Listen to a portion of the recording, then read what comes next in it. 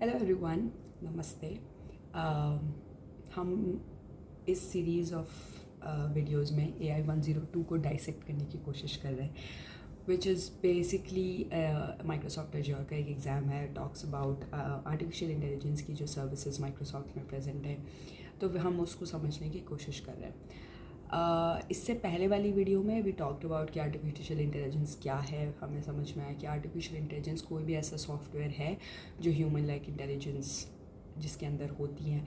फिर हमने data science के बारे में पढ़ा, वेर इन वी अंडरस्टूड कि अगर कहीं पे कोई दो बहुत बड़े टेक्स्ट डेटा सेट्स को, अगर बहुत बड़े भी नहीं, नॉर्मल डेटा सेट्स के बीच में रिलेशन इस्टेब्लिश करने की कोशिश करते हैं, तो वो डेटा साइंटिस्ट का काम होता है। अगर किसी एक प्रोग्राम को ट्रेन करके कि वो खुद से फिर परफॉर्म करने लग जाए सर्टेन एक्शंस, अगर हम ये अचीव करने की कोशिश करते हैं तो हम मशीन लर्निंग की तरफ जा रहे हैं।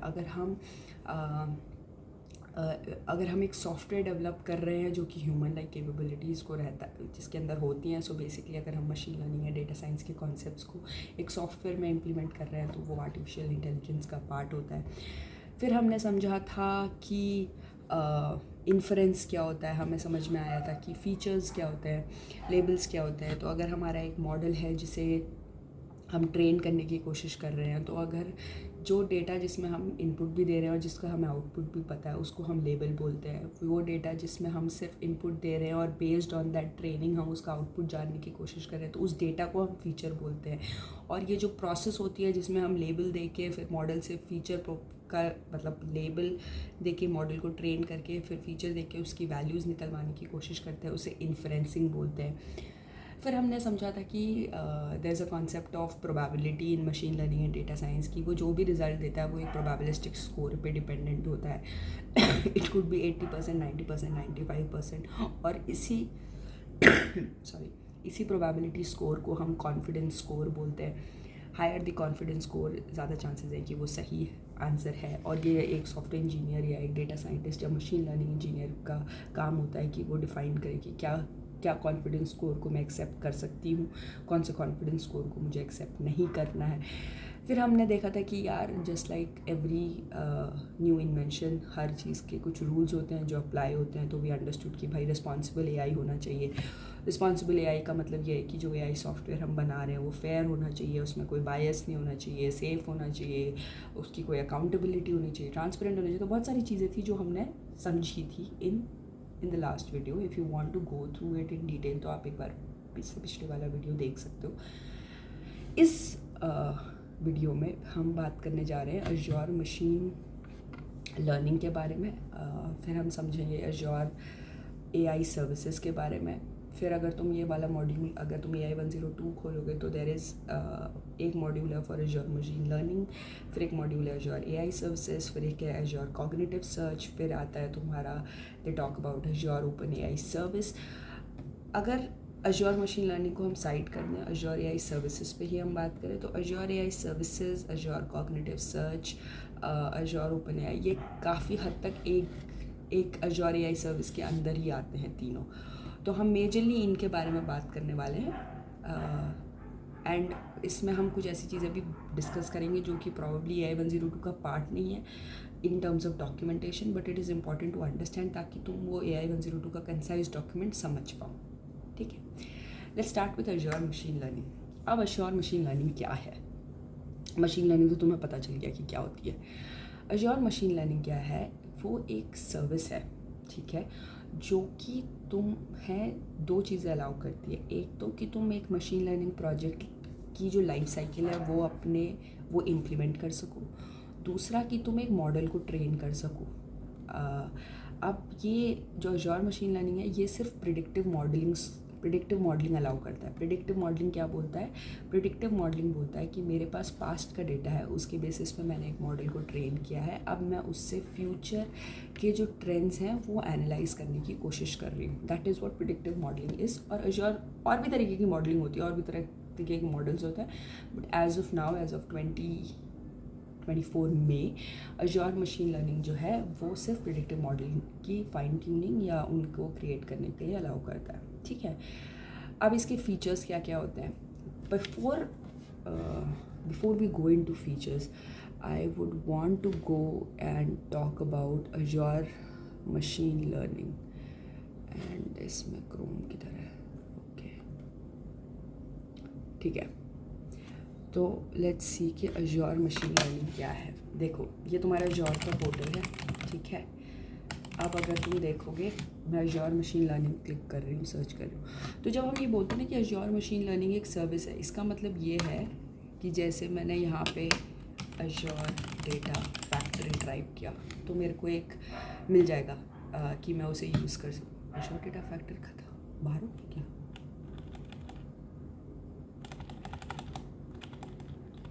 ADF is no longer present or what? ये तो नया है। स्टोरेज अकाउंट है, Azure डेटा ब्रिक्स भी है, Azure डेटा फैक्ट्री भी तो हुआ करता था यार। Oh I think Azure data factory has now moved into fabric, Microsoft fabric. तो बेसिकली ये जो सारी तुम देख रहे हो ना, ये सर्विसेज हैं, ठीक है। लॉजिक एप्स तुम्हारी एक सर्विस है, फिर Azure AI सर्विस तुम्हारी एक सर्विस है, Azure Cosmos DB एक सर्विस है। तो बेसिकली तुम कर क्या रहे हो, एक डेटाबेस को या एक मशीन लर्निंग के कॉन्सेप्ट को तुम एज अ सर्विस प्रोवाइड कर रहे हो। एज अ सर्विस मतलब मैंने Azure मशीन लर्निंग क्लिक करा, मेरे पास ये आ गया, अब मुझे इसे यूज़ करना है, तो मैंने नया वर्क स्पेस बनाया। नई वर्क स्पेस बनाने के बाद मैं बोलूँगी कि अच्छा ठीक है, मेरा रिसोर्स ग्रुप क्या होगा। फॉर एग्ज़ाम्पल मैं बोलती हूँ तनुप्रात _POC ऑन ML ये मेरा रिसोर्स ग्रुप है।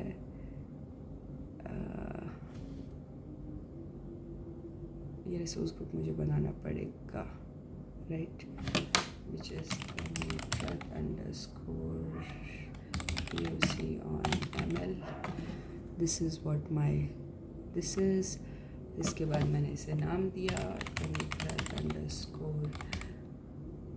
_POC _ML _service।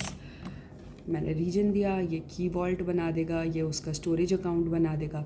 तो जब भी एक मशीन लर्निंग की सर्विस हम यूज़ करते हैं तो हमें क्या क्या चीज़ों की ज़रूरत है। पहले तो वो कौन से रीजन पे रन करेगा, उसके बाद कौन से स्टोरेज अकाउंट में उसका डेटा प्रेजेंट होगा, फिर उसका की वॉल्ट क्या होगा। मतलब की वॉल्ट बेसिकली एक तरीके से वो की वॉल्ट ही होता है। की वॉल्ट तुम्हारा लॉकर की तरह होगा कि तुम्हारे जो भी एप्लीकेशंस है या जो भी तुम्हारे वो है ना पासवर्ड्स वगैरह, वो सब तुम इसमें स्टोर कर सकते हो। एप्लीकेशन इनसाइट्स बेसिकली तुम्हारा होता है एक तरीके से, मतलब एप्लीकेशन इनसाइट्स मतलब एप्लीकेशन इनसाइट होता है तुम्हारी एप्लीकेशन जो ये रन हो रही है ना, उसके इनसाइट्स देगा कि कितना क्या लोड हो रहा है, क्या रन कर रहा है, क्या नहीं कर रहा है, क्या उसका कितना उसने तुम्हारी कितना उसका कंजम्पशन है, किस टाइम पे क्या कंजम्पशन है। तो एक तरीके से logging in a more power BI terms, मतलब विजुअलाइज करके तुम्हें अच्छे से लॉगिंग देता है ये। That is what application insights is. Container registry होता है कि कई बार हम जो होता है ना, हम हमारे इस मॉडल को एक वर्चुअल मशीन के अंदर रन करने की कोशिश करते हैं या एक डॉकर की तरह के अंदर रन करने की कोशिश करते हैं, तो उस केस में हम कंटेनर रजिस्ट्रीज क्रिएट करते हैं। फिर तुम देखोगे तो मैं नेटवर्किंग सेट कर सकती हूँ इसकी कि इसको कैसे एक्सेस किया जा सकता है, इंटरनेट के थ्रू एक्सेस कर सकते हैं या क्या कर सकते हैं। इनक्रिप्शन होता है कि मेरा डेटा कैसे इनक्रिप्ट होगा, आइडेंटिटी हो जाती है कि किसको एक्सेस होगी, किसको नहीं होगी, किस तरीके से एक्सेस मिलेगी। टैग्स तो तुम्हारे टैग्स एक्चुअली रेलेवेंट होते हैं जब तुम मैनेजमेंट पर्सपेक्टिव से देखते हो, तुम मैनेज करना चाहते हो, बट अदरवाइज ऐसा कुछ उसमें होता नहीं है। Then you can review and create. तो बेसिकली व्हेन यू से कि Azure मशीन लर्निंग एक सर्विस है, तो हम क्या बोल रहे हैं कि हम मशीन लर्निंग को यूज़ करने के लिए एक हमने सर्विस प्रोवाइड करी है, जहाँ पे हमें उस सर्विस के अंतर्गत हमें एक स्टोरेज अकाउंट भी मिल गया, हमें कंप्यूट भी मिल गया, फिर हम उसको मतलब यूज़ कर सकते हैं। अब उसको यूज़ करने के क्या तरीके होते हैं, इसके अंदर 4 इंपॉर्टेंट फीचर्स होते हैं, ठीक है। पहला फीचर होता है इसका ऑटोमेटेड ML। ऑटोमेटेड ML क्या बोलता है तुम्हारा, ऑटोमेटेड मशीन लर्निंग में तुम अपने मॉडल को ट्रेन करते हो with your data. That is what an automated ML is all about. Azure machine learning designer क्या है, Azure machine learning designer basically तुम्हें एक नो कोड डेवलपमेंट प्रोवाइड करता है। ओके, व्हेन ऐसे नो कोड डेवलपमेंट प्रोवाइड करता है मतलब कि तुम्हें UI प्रोवाइड करता है जहाँ पे तुम पूरा एक मशीन लर्निंग सॉफ्टवेयर बिल्ड कर सकते हो, ठीक है। ऑटोमेटेड एमएल में क्या है, तुम सिर्फ एक मॉडल को ट्रेन कर रहे हो, उस मॉडल को फिर फर्दर यूज़ कर सकते हो। अज़ूर मशीन लर्निंग डिज़ाइनर में क्या है, जैसे डेटा फैक्ट्री की तरह समझ लो आप, तो data factory I think exist नहीं करती है, बट डेटा फैक्ट्री में हम क्या करते थे, हम बताते कि ये सोर्स है, ये इनपुट है, ये आउटपुट है, इसको ऐसे ऐसे जाना है। तो वो जो पूरा प्रोसेस है वो अज़ूर मशीन लर्निंग डिज़ाइनर के थ्रू कर सकते हो। डेटा एंड कंप्यूट मैनेजमेंट तुमने अभी देखा कि हम स्टोरेज अकाउंट बता रहे हैं, कौन सा स्टोरेज अकाउंट है, कितना उसका कैपेसिटी हो सकता है, वो सारी चीज़ें हम डिसाइड कर सकते हैं। कंप्यूट मतलब क्या होता है कि जैसे एक तो तुम्हें नॉर्मल कंप्यूट मिलेगा, फिर तुमने देखा नहीं कंटेनर रजिस्ट्री है, तुम एक डॉकर यूज़ कर सकते हो, तुम देख सकते हो कितनी वर्चुअल मशीन चाहिए, तुम चीज़ें सेट कर सकते हो अपने हिसाब से। पाइपलाइंस का मतलब क्या होता है, पाइपलाइंस तुम्हारी एक, जैसे अगर तुम will talk about ML ops in detail letter, but ML ops में क्या होता है कि देखो हर प्रोजेक्ट का एक साइकिल होता है, ठीक है। अगर मैं डेटा का प्रोजेक्ट का साइकिल बताऊँ तो इट्स लाइक कि मेरा रॉ डेटा आएगा, अलग अलग सोर्सेज से आएगा, फिर मैं उसको एक जगह पर लेके आऊँगी, फिर मैं उसमें क्लेंजिंग करूँगी, हो सकता है क्लेंजिंग पहले कर दूँ, फिर उसे एक जगह पे लेके आऊँ, उसके बाद मैं उसमें मोस्टली अगर उसमें फिर डेटा क्वालिटी रूल्स लगाऊंगी, बिजनेस लॉजिक इंप्लीमेंट करूँगी, उसे टेबल्स में स्टोर करूँगी, टेबल्स में स्टोर करने के बाद मैं उसे या तो विजुअलाइजेशन की तरह करूँगी या मैं एक रिपोर्ट जनरेट करूँगी। तो बेसिकली एक फ्लो बैठ रहा है मेरा, ठीक है। तो that is what this is, ठीक है। ऐसे ही एमएल ऑप्स का भी, एक एमएल का भी जो प्रोजेक्ट है उसकी लाइफ साइकिल है, भाई मेरे पास डेटा आएगा, मैं उस डेटा को फिर मॉडल को ट्रेन करूँगी, लेबल्स होंगे, फिर वो होगा, इन्फ्रेंसिंग होगी, मैंने मॉडल को ट्रेन करा, फिर मैं मॉडल को पब्लिश करूँगी, या तो मैं उसे as a web service publish कर सकती हूँ, या तो फिर मैं उसे एक सॉफ्टवेयर के थ्रू के अंदर as a part of that software उसमें इम्प्लीमेंट कर सकती हूँ, फिर उसे डिप्लॉय करूँगी, फिर डिप्लॉय करने के बाद मैं मैनेज करूँगी कि अच्छा ठीक है भाई, ये जो प्रेडिक्शंस मैं इससे एक्सपेक्ट कर रही थी, ये वही प्रेडिक्शंस दे रही है या नहीं दे रही है, ये मॉडल ये सही है या नहीं है, how it is going around, तो मैं मैनेज करूँगी। तो जो पाइपलाइंस होती हैं ये तुम्हारा ये इस पूरे प्रोसेस को ऑटोमेट करने में, ऑर्केस्ट्रेट करने में तुम्हारी हेल्प करती है। That is what this is all about, ठीक है। I hope Azure machine learning का तुम समझ गए हो concept. What is if someone ask you कि what is Azure machine learning, it's just a set of service जो कि तुम्हें अलाउ कर रही है कि तुम एक मशीन लर्निंग प्रोजेक्ट की लाइफ साइकिल को इम्प्लीमेंट कर सको, जो कि तुम्हें अलाउ कर रही है कि तुम एक मॉडल को ट्रेन कर सको, जो कि तुम्हें डेटा और कंप्यूट मैनेजमेंट प्रोवाइड करती है, तुम्हें ऑर्केस्ट्रेशन अलाउ करती है। You can do with via code SDKs करके कर सकते हो तुम, या फिर तुम एक नो कोड डेवलपमेंट की तरफ कर सकते हो, you can go around anyways. So it's just a service that allows you to work with ML using cloud infrastructure, ठीक है। then coming to the main thing that we're going to talk about, which is Azure AI service. अब ये क्या है? तो Azure AI service तुम्हारी, जैसे ML तो तुम्हारा एक सर्विस है, उसमें तुम मॉडल ट्रेन करोगे। Azure AI सर्विस एक अम्ब्रेला टर्म है जिसके अंदर AI से रिलेटेड तुम्हें बहुत सारी सर्विसेज मिलती हैं। अब तुम या तो Azure AI सर्विस का रिसोर्स बना सकते हो, जिसके थ्रू तुम NLP जनरेटिव AI सब एक साथ क्लब कर सकते हो, सारे रिसोर्सेज को एक साथ क्लब कर सकते हो, उसका सब्सक्रिप्शन एक ही होगा, तो तुम्हारी बिलिंग एक ही पड़ेगी। या फिर तुम ये जो दिख रहे हैं तुम्हें लैंग्वेज अंडरस्टैंडिंग या ऑप्टिकल कैरेक्टर या डाली इमेज या Azure OpenAI सबके अलग अलग रिसोर्सेज बना सकते हो। तो there is 2 way we go around it, ठीक है। अगर मैं इससे तुम्हें ऐसे समझाऊँ तो नहीं, मुझे नहीं बनाना है Azure मशीन लर्निंग का, मुझे Azure AI सर्विस का रिसोर्स बनाना है, ठीक है यार। ओके ठीक है, अब देखो, या तो मैं Azure AI सर्विस का रिसोर्स बनाऊँ, ठीक है, मैनेज डिलीटेड, या तो मैं Azure AI सर्विस का मैं रिसोर्स नहीं बना सकती क्या यार? कल तक तो हम बना सकते थे। Cognitive and apply are now cognitive services and applied, ये तो we got it, but Azure AI service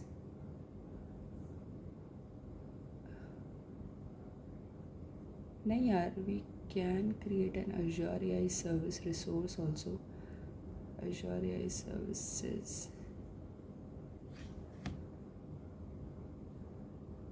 I'm not sure why it is allowing.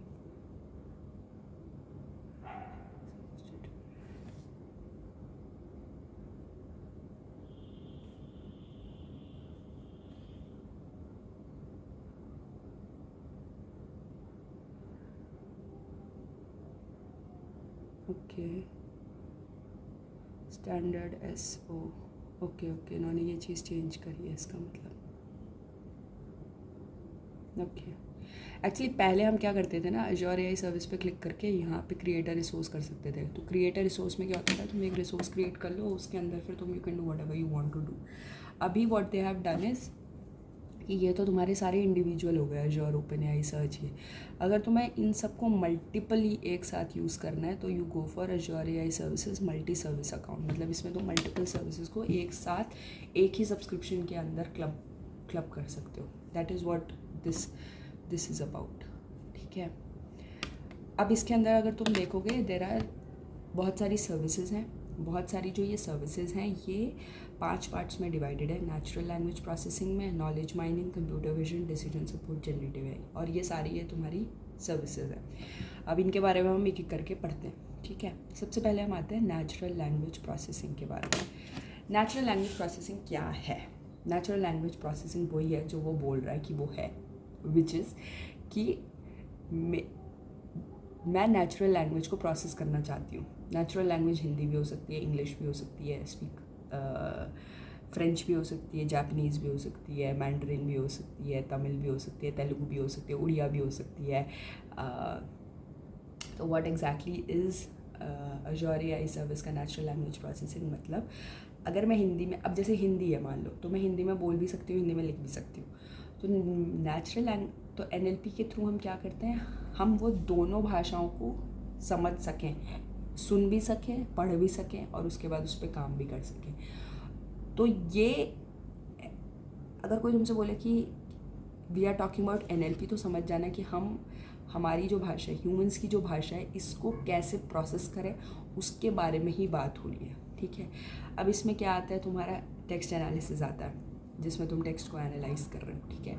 Text analysis में क्या होता है कि तुम बेसिकली टेक्स्ट को एनालाइज ही कर रहे हो, ठीक है। तुम देख रहे हो कि अच्छा मैंने ये टेक्स्ट देखा, अब तुम उससे सवाल जवाब नहीं पूछ रहे हो, तुम बोलो कि अच्छा ठीक है, अगर तुम ये वाला टेक्स्ट इसको एनालाइज करो एंड ट्राई टू अंडरस्टैंड कि इसका सेंटिमेंट क्या है, ठीक है। क्या ये पॉजिटिव है, नेगेटिव है, ये न्यूज़ मैंने फीड करी है, क्या ये पॉजिटिव है या नेगेटिव है। फिर जैसे PII डिटेक्शन है, मैंने ये डेटा डाला है इसमें, क्या इसमें कोई PII इन्फॉर्मेशन है या नहीं है। क्वेश्चन आंसरिंग में तुमको तुम्हारे डॉक्यूमेंट प्रेजेंट है, उससे तुम क्वेश्चन आंसर कर रहे हो, मतलब वाया टेक्स्ट, ठीक है। कॉन्वर्जेशनल लैंग्वेज अंडरस्टैंडिंग में क्या होता है, कॉन्वर्जेशनल लैंग्वेज अंडरस्टैंडिंग तुम्हारा एक तरीके से वो हो गया, जो वो नहीं होते कस्टमर केयर एग्जीक्यूटिव्स, जिनसे हम बात करके अपने इश्यूज़ बताते हैं, वो उसका सोल्यूशन बताते हैं। तो conversational language understanding is basically that. Azure AI speech क्या है? अज़ूर AI स्पीच मतलब वही स्पोकन अंडरस्टैंडिंग, ठीक है। अब इस पर हम ज़रा डिटेल में देखते हैं, ठीक है। सबसे पहले हम आते हैं टेक्स्ट एनालिसिस में, ठीक है। अब टेक्स्ट एनालिसिस में क्या होता है कि हम टेक्स्ट को एनालाइज करने की कोशिश कर रहे हैं। तो जब भी हम टेक्स्ट को एनालाइज करने की कोशिश करते हैं, तो देखो अगर तुम भी एक डॉक्यूमेंट पढ़ते हो, ठीक है, तो तुम ऐसा तो नहीं है कि ये डॉक्यूमेंट है तुमने ऐसे देखा और तुमने रख दिया, वो रोबोट वाली चीज़ तो नहीं करते हो। तुम भी हर एक वर्ड को पढ़ते हो, ठीक है। फिर कहीं ना कहीं तुम्हारा जो दिमाग है वो बोलता है कि अच्छा ये वाला वर्ड इसमें 25 बार आ रहा है, इसका मतलब प्रॉबेबली ये इसके बारे में है, या फिर इसको पढ़ के ऐसा लग रहा है कि इसका सेंटिमेंट इस तरफ जा रहा है। तो जैसे ही तुम्हारा ह्यूमन ब्रेन वर्क कर रहा है, वैसे ही ये भी कर रहा है। जब इसको टेक्स्ट एनालिसिस करना है, तो सबसे पहला काम जो ये करता है वो क्या है, वो टोकनाइजेशन का है। तो टोकनाइजेशन में ये क्या करता है कि ये तुम्हारे जो भी तुम्हें टेक्स्ट प्रेजेंट है तुम्हारे पास, उसको क्या करता है, उसको टोकन्स में डिवाइड कर देता है। आपकी टोकन्स में जो डिवीजन होता है वो किस तरीके से होता है, या तो देखो स्पेसेस के थ्रू होता है कि जहाँ जहाँ स्पेस आएगी उसको वो अलग कर देगा, फिर वो काउंट कर देगा कि कौन सा सबसे ज़्यादा है। फॉर एग्जांपल अगर मैंने बोला Romeo is the father of Juliet, Romeo is a boy, Romeo studied in class 3rd, तो रोमियो 3 बार आया है, तो 1 टोकन 3 बार प्रेजेंट है। तो वो एक तरीके से क्या हुआ, उसने क्या करा, जो स्पेस है उसके बेसिस पे उसे डिवाइड कर दिया, ठीक है। अब इसके और तरीके क्या होते हैं, इसको टोकनाइज करने के क्या क्या तरीके होते हैं। इसको टोकनाइज करने में देखो, जैसे एक तो होता है तुम्हारा stop word removal. Stop word removal में ये क्या करता है कि जो भी हमारे स्टॉप वर्ड्स होते हैं उन सबको रिमूव कर देता है। फिर जो बचा हुआ हमारे पे प्रेजेंट है, ठीक है, उसको हम क्या कर देते हैं, उसको हम उसके हिसाब से फिर हम टोकनाइज कर देते हैं, ठीक है। उसके बाद आता है हमारा टेक्स्ट नॉर्मलाइजेशन, ठीक है। तो इसमें क्या होता है कि तुम पहले टेक्स्ट को क्या करते हो, टेक्स्ट को नॉर्मलाइज कर देते हो। टेक्स्ट को नॉर्मलाइज करने का मतलब क्या है कि पहले सारे पंक्चुएशंस हटा दिए, ठीक है। पंक्चुएशंस हटाने के बाद सारे जितने भी वर्ड्स हैं उनको हमने लोअर केस कर दिया या सबको अपर केस कर दिया, सबको एक लेवल पे लेके आ गए। तो हमने एक तरीके से क्या किया, टेक्स्ट नॉर्मलाइज करा। अब ये वाला जो तरीका होता है ना, ये उतना इफ़ेक्टिव नहीं माना जाता है। उसका रीज़न ये है कि कई बार ऐसा होता है ना, जैसे फॉर एग्जांपल किसी का नाम गेट है, तो मैंने बोला mister gate open the gate, तो वो गेट को एक ही मानेगा। क्यों? क्योंकि दोनों एक तो उसमें पंक्चुएशन नहीं है, उसके ऊपर से दोनों स्मॉल लेटर्स में है, तो वो सेम मान लेता है। तो टेक्स्ट नॉर्मलाइजेशन की जो तरीका होता है उसमें वो यही करता है कि हम सारे पंक्चुएशंस को रिमूव करते हैं, हम सबको लोअर केस में लाते हैं और फिर टोकनाइजेशन करते हैं। बट यूजुअली इसको उतना इफेक्टिव माना नहीं गया है। फिर दूसरा होता है स्टॉप वर्ड रिमूवल, जिसमें हम बात कर चुके हैं, जिसमें हम बेसिकली सारे स्टॉप वर्ड्स हटा दे रहे हैं और फिर उन पे हम बात कर रहे हैं। एनग्राम्स क्या होता है, एनग्राम्स में होता है जैसे देखो, I walked, he walked, she walked, बात वॉकिंग की ही हो रही है, तो इसमें आई को अलग से नहीं माना जाएगा, इसमें आई वॉकड को एक टोकन माना जाएगा, शी वॉकड, ही वॉकड, ये एक है। तो यूनिग्राम्स होते हैं, बाईग्राम्स होते हैं, ये फ्रेजेस होते हैं, इनमें फ्रेजेस को हम कंबाइन करते हैं और उसके बाद टोकन्स जनरेट करते हैं, ठीक है। फिर आता है तुम्हारा स्टेमिंग। तो स्टेमिंग में क्या होता है ना कि ये थोड़ा एडवांस तरीके का टोकनाइजेशन है। इसमें क्या होता है, हम सेम वर्ड अगर अलग अलग फॉर्म्स में है तो हम उसे सेम ही कंसिडर करते हैं। लाइक पावर, पावर्ड, पावरफुल, मतलब पावर की बात हो रही है तो वो एक ही माना जाएगा, उसे अलग अलग टोकन नहीं माना जाएगा, ठीक है। तो जैसे टेक्स्ट नॉर्मलाइजेशन या स्टॉप वर्ड रिमूवल या एनग्राम्स में क्या हो रहा है कि तुम पावर, पावर्ड, पावरफुल अलग अलग टोकन्स हैं, पर स्टेमिंग में पावर, पावर्ड, पावरफुल एक ही टोकन माना जाता है, ठीक है। तो ये तरीके होते हैं जिसके बेसिस पे तुम टोकनाइजेशन करते हो। टोकनाइजेशन मतलब कि तुम्हारा जितना भी बड़ा कॉर्पस ऑफ डेटा है, जितना भी बड़ा डेटा है, उसको तुम डिवाइड कर रहे हो इन स्मॉलर वर्जन्स, ठीक है। फिर हम आते हैं फ्रीक्वेंसी एनालिसिस का। फिर हम काउंट करते हैं। देखो, पहले तो हमने टोकन्स में डिवाइड कर दिया, ठीक है।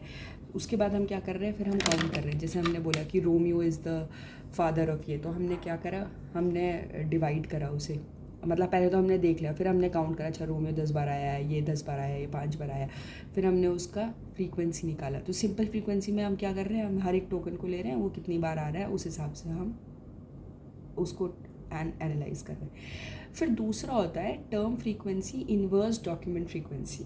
Term frequency, inverse document frequency का मतलब क्या है कि हम पहले तो हम उस पर्टिकुलर टोकन की उस डॉक्यूमेंट में जिसकी हम बात कर रहे हैं उस पे हम उसकी फ्रीक्वेंसी निकालते हैं। फिर हम ये देखते हैं कि वो दूसरे डॉक्यूमेंट्स में कितना प्रेजेंट है। जैसे फॉर एग्जांपल द वर्ड है, द वर्ड जितना मेरे इस डॉक्यूमेंट प्रेजेंट होगा उतना ही दूसरे वाले में भी प्रेजेंट होगा। तो मतलब द जो वो है वो इस डॉक्यूमेंट के लिए उतना रेलेवेंट नहीं है।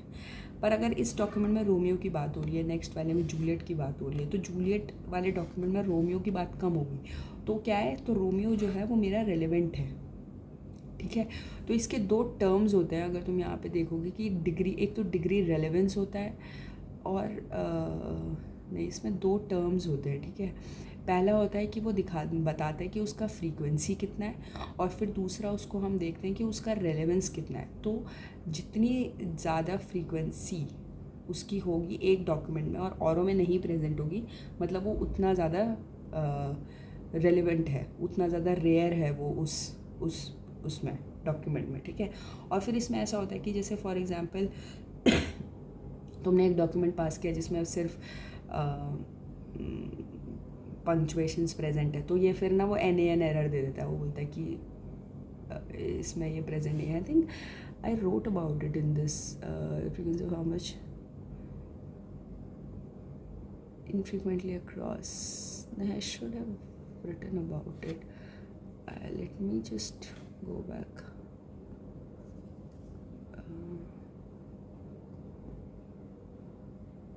let me just go back and I'll show you term frequency inverse document frequency. ठीक है, यहाँ से हमने फिगर आउट किया. If you ever want to understand कहाँ से, तो इट इज़ AI 900 यूज़ किया था हमने. Let me show you term frequency inverse document frequency. ठीक है, इसका एक DF IDF का एक वो है,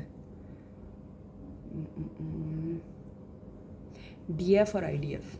DF is your document frequency and IDF is your inverse document frequency.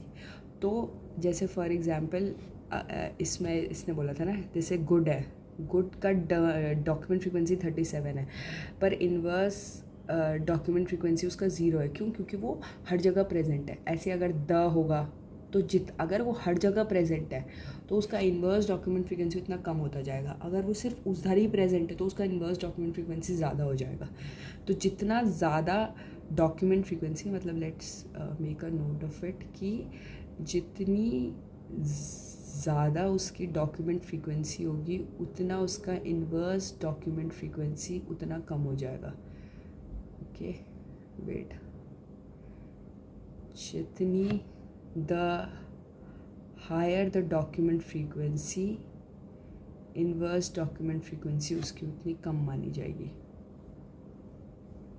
ठीक है, और that will in turn tell कि वो कितना relevant है या नहीं है.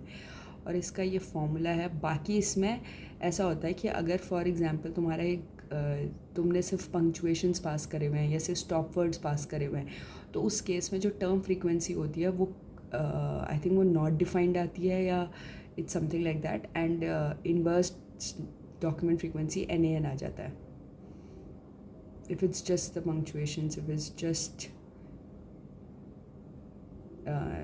Stop words. ठीक है, तो basically this is how the frequency is calculated. तो इसके हिसाब से क्या हो जाता है कि तुम्हें पता चल जाता है कि जो मैं फ्रीक्वेंसी कैलकुलेट कर रही हूँ वो कितना रेलिवेंट है. I'll add it to it, but term frequency and inverse document frequency, DF and IDF are important. Document frequency is how much the information the word provides, or how common it is rare, and inverse document frequency है तुम्हारा कि वो कितना rarely present है. तो जितना ज़्यादा frequently present होगा उतना हमारा inverse document frequency कम होता जाता है.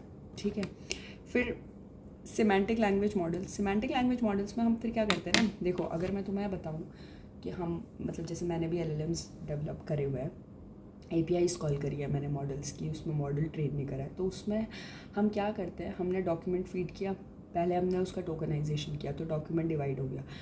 डॉक्यूमेंट डिवाइड करने के बाद मैं क्या करती हूँ, मेरे टोकन्स हो गए, अब उन टोकन्स को मैं एम्बेड करती हूँ. जब मैं एम्बेड कर देती हूँ उसके बाद जब एम्बेडिंग करते हैं तो हम बेसिकली क्या कर रहे होते हैं, हम उसे वेक्टर्स में स्टोर कर रहे होते हैं. और वेक्टर्स तुम्हारे क्या होते हैं, वेक्टर्स वही होते हैं जो तुमने मैथ में पढ़े होंगे. इट्स अ 1D एरे, और उसमें वो क्या करता है कि जो टर्म्स उसे सिमिलर लगते हैं वो उसे एक वेक्टर में डाल देता है, जो टर्म्स दूर लगते हैं उनकी वेक्टर वैल्यू अलग होती है. फॉर एग्जांपल रोमियो, जैसे फॉर एग्जांपल रोमियो के केस में, जैसे फॉर एग्जांपल डॉग, बार्क और कैट. तो डॉग और बार्क का जो अगर तुम उसे ग्राफ में सेट करोगे ना, तो डॉग और बार्क का जो वैल्यू होगा XY डिमेंशन में वो पास होगा, और जो कैट होगा उसका वैल्यू थोड़ा दूर होगा. तो यू विल नो कि ये दोनों सिमिलर है, ये वाला थोड़ा दूर है. तो that is what embedding is all about. हम टोकन्स बनाते हैं, फिर वेक्टर्स करते हैं, उसको एम्बेड मतलब टोकन्स में डिवाइड करते हैं डेटा को, उसकी एम्बेडिंग करते हैं, उसे फिर वेक्टर में स्टोर कर देते हैं, फिर उस पर क्वेश्चन एनालिसिस होता है. ठीक है, अब देखते हैं टेक्स्ट एनालिसिस की हमारे पास कौन कौन सी सर्विसेज है. पहला है named entity recognition. Named entity recognition मतलब होता है नेम प्लेस थिंग. सीधा तो कुछ नहीं है, तुम टेक्स्ट दे रहे हो, तुम बोल रहे हो कि मुझे बताओ इसमें कितने लोग, मतलब तुम्हारी पीपल प्लेसेस इवेंट्स को वो टेक्स्ट से एक्सट्रैक्ट करता है. That is next named entity recognition. Entity linking में क्या होता है कि तुम्हारा जो डॉक्यूमेंट तुम्हें प्रेजेंट है, ठीक है, उसमें जैसे for example Paris, Eiffel tower, इसके बारे में बात है, तो पेरिस, आईफिल टावर, ये सब वो एक साथ क्लब कर देगा और उसके रेलेवेंट एक विकीपीडिया का तुम्हें लिंक दे देगा कि देखो ये सारे रेलेवेंट है. तो that is what entity linking. PII detection मतलब कि तुम्हारे डॉक्यूमेंट से वो डिटेक्ट करेगा कि कौन कौन सी PII इन्फॉर्मेशन प्रेजेंट है. ठीक है. लैंग्वेज डिटेक्शन होता है. लैंग्वेज डिटेक्शन में oh I was wrong, I was so wrong. जो ये मैं बोल रही थी ना कि TI, जो इसमें मैं बात कर रही थी कि TI टर्म फ्रीक्वेंसी और डॉक्यूमेंट फ्रीक्वेंसी में वो तुम्हारी वो निकालेगा नहीं, वो निकाल देगा। इवन अगर तुम सारे टोकन्स पास करोगे, इवन अगर तुम्हारे सारे कॉमास पास करोगे, कुछ भी करोगे, तो वो तुम्हें बता देगा कि इसकी TF ये है, इसकी IDF ये है। जो मैं बोल रही थी कि यार इसमें नान आता और ये आता, वो एक्चुअली उसमें नहीं होता है, वो होता है तुम्हारा लैंग्वेज डिटेक्शन में। लैंग्वेज डिटेक्शन में वो क्या करता है कि अगर तुमने एक टेक्स्ट पास किया है और तुम्हें बताना है कि वो किस लैंग्वेज में है, तो अगर वो इंग्लिश, हिंदी इन सब में है तो वो उसका कोड रिटर्न कर देता है। और अगर उसमें और उसका कॉन्फिडेंस स्कोर यूजुअली 1 होता है। अब अगर जैसे एक डॉक्यूमेंट है उसमें सिर्फ सिंगल लैंग्वेज प्रेजेंट है, ठीक है, इंग्लिश प्रेजेंट है, तो वो सिर्फ इंग्लिश रिटर्न करके उसका कॉन्फिडेंस स्कोर बोल देगा कि हाँ भाई इसका 1 है या क्लोजर टू 1 होगा वो, ठीक है। अगर कोई डॉक्यूमेंट है जिसमें मल्टीपल लैंग्वेजेस हैं और तुम उसको लैंग्वेज डिटेक्ट करना चाह रहे हो, तो जो भी लैंग्वेज उसमें प्रीडोमिनेंटली प्रेजेंट है, मतलब इंग्लिश, फ्रेंच है और इंग्लिश ज़्यादा है तो वो इंग्लिश रिटर्न कर देगा, फ्रेंच है तो फ्रेंच रिटर्न कर देगा, और उसका जो कॉन्फिडेंस स्कोर होता है वो कम होता है, 1 से कम होता जाता है, ठीक है। और अगर तुम एक ऐसा डॉक्यूमेंट देते हो जिसमें सिर्फ पंक्चुएशंस हैं या जिसमें सिर्फ कॉमाज हैं, इस पंक्चुएशन कॉमाज है ना, बेसिकली सिर्फ जिसमें पंक्चुएशंस हैं या सिर्फ सिंबल्स हैं, उसमें क्या होता है, उसमें अननोन वैल्यू रिटर्न होती है, NaN। कॉन्फिडेंस स्कोर के लिए NaN रिटर्न होता है, और जो तुम्हारा लैंग्वेज होता है वो उसे अनडिफाइंड लैंग्वेज करके रिटर्न करता है, ठीक है। फिर तुम्हारा सेंटिमेंट एनालिसिस हो गया, उसमें हम बेसिकली देखते हैं कि उसमें ऐसा होता है -1 0 1 ऐसे करके 3 वैल्यूज़ होती है, वो रिटर्न होती है। -1 मतलब होता है कि नेगेटिव है, 0 मतलब होता है कि न्यूट्रल है, 1 मतलब होता है पॉजिटिव है। तो that is what sentiment analysis हो गया। समराइजेशन में जो होता है वहाँ पे तुम्हारा जो वो कर रहे हैं ना हम टेक्स्ट एनालिसिस, जहाँ पे हम टोकनाइजेशन कर रहे हैं, वो यहाँ पे बहुत हेल्प होता है, क्योंकि तुमने क्या करते हो, तुम देख लेते हो कि अच्छा ठीक है ये मेजरली इस चीज़ों के बारे में बात कर रहा है, फिर ये एक समरी क्रिएट कर देता है, क्योंकि जिन चीज़ों के बारे में ज़्यादा बात होगी, जो टोकन ज़्यादा प्रेजेंट होंगे, वही that is what it is going to be majorly. Key phrase extraction में भी यही होता है, जो टोकन सबसे हाईली यूज़ हो रखे होते हैं, जो स्टॉप वर्ड्स नहीं होते, वो तुम्हें बेसिकली की फेज एक्सट्रैक्शन में क्या करता है, वो तुम्हारे की फ्रेजेस रिटर्न कर देता है। तो अगर तुम ये देखोगे ना, टेक्स्ट एनालिसिस के ये जितने भी हैं, इसमें हम क्या कर रहे हैं, इसमें क्या हम कोई कॉन्वर्जेशन कर रहे हैं उसके साथ, नहीं। क्या हम उससे कुछ सवाल पूछ रहे हैं, जवाब मांग रहे हैं, नहीं। हम उसको बस एक डॉक्यूमेंट दे रहे हैं और हम उसको बस बोल रहे हैं कि भाई इसको एनालाइज कर, या बहन इसको एनालाइज कर और मुझे इसके रिजल्ट्स दे। अब वो मैं रिज़ल्ट, इसका लैंग्वेज पूछ सकती हूँ, मैं पूछ सकती हूँ कि इसमें कौन से लोग हैं, मैं इससे पूछ सकती हूँ कि इसमें इन एंटिटीज़ को क्लब करो, मैं पूछ सकती हूँ कि इसका पर्सनल आइडेंटिफाई क्या इन्फॉर्मेशन है, या मैं समरी मांग सकती हूँ। That is what text analysis is all about, ठीक है। अब ये क्या बोलता है, टेक्स्ट एनालिसिस हम कैसे क्रिएट कर सकते हैं, ये एज़्योर लैंग्वेज रिसोर्स है हमारा, ठीक है, एज़्योर लैंग्वेज रिसोर्स है हमारा। इसके थ्रू अगर मैं यहाँ क्रिएट करूँगी तो ये टेक्स्ट एनालिसिस के लिए, ये देखो ये मेरे प्री बिल्ट है। अगर मैं ये ना सेलेक्ट करूँ, मतलब कस्टम क्वेश्चन आंसरिंग ये सब कुछ ना करूँ, तो लैंग्वेज का रिसोर्स अगर मैं क्रिएट कर रही हूँ तो मैं सेंटिमेंट एनालिसिस ये सारी चीज़ें करवा सकती हूँ इसमें डॉक्यूमेंट पास करके, ठीक है। वह फिर क्वेश्चन आंसरिंग भी और उसी ये टेक्स्ट क्लासिफिकेशन भी हम इसी से करते हैं, ठीक है। अब ये बात ये वही बोल रहा है जो मैंने पहले भी बोली थी कि या तो मैं सीधे सीधे लैंग्वेज का रिसोर्स क्रिएट कर सकती हूँ, या फिर अगर मुझे चाहिए कि यार मुझे लैंग्वेज भी करना है और मुझे इमेज भी क्लासीफाई करना है, मेरे को कंटेंट मॉडरेशन भी करना है, और मुझे सबकी बिलिंग एक ही साथ चाहिए, मुझे नहीं चाहिए कि मैं अलग अलग बिल करूँ, अलग अलग उनकी कॉस्ट निकालूँ, तो मैं एक मल्टी लेवल रिसोर्स क्रिएट करती हूँ। अगर मुझे चाहिए कि मैं अलग अलग करना चाह रही हूँ, सबको रिसोर्सेज अलग अलग देखना चाह रही हूँ, तो मैं अलग अलग क्रिएट करती हूँ। वही वाला पॉइंट हो गया, ये वाला पॉइंट हो गया वो। एक तो तुमने यहाँ पे सीधे सीधे डायरेक्टली अपनी सर्विस क्रिएट कर दी।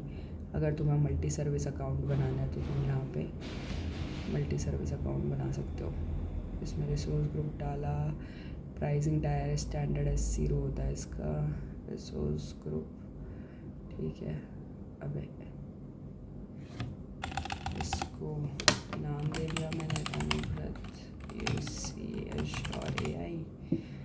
फिर मैं बनाना है, प्राइसिंग टायर, इसका हमेशा स्टैंडर्ड S0 ही जाता है। अच्छा,